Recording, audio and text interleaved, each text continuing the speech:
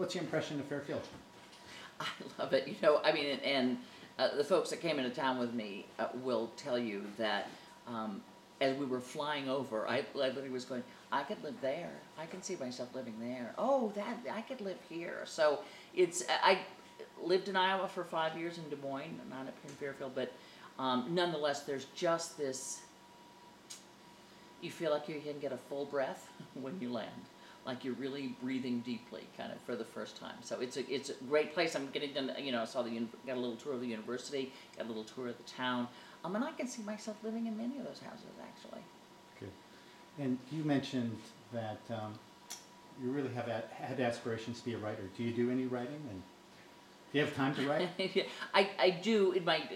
Obviously, there's a little writing for a show I do, so I do that. I do pieces, go out on a campaign trail. I do that.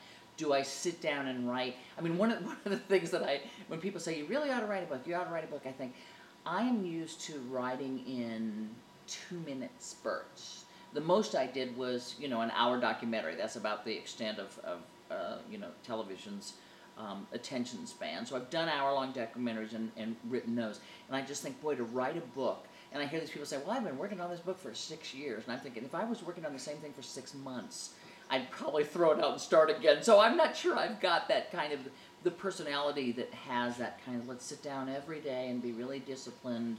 I love the news business because it's like in the morning you're going, holy cow, set your hair on fire, this has happened. And then, 4 hours later it's something else. And so my adrenaline system is affixed to that. And I wonder sometimes if I can write the book. I'm going to try eventually. I keep telling myself, but I think I will eventually. You deal a lot with political leaders. Do you have a message that you could share on leadership, especially for women in third world countries or the Middle East? What would you say to inspire them?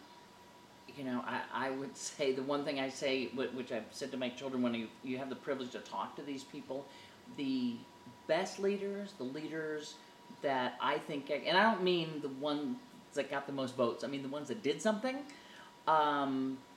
best leaders are the best listeners. They really are. A leader has to be able to take the hopes and desires of the people looking to him or her and make it into reality. Well, what's the first step in that? What are those hopes and desires? So leaders listen first, and if you skip that step, you're never going to be a leader. Perfect, thanks.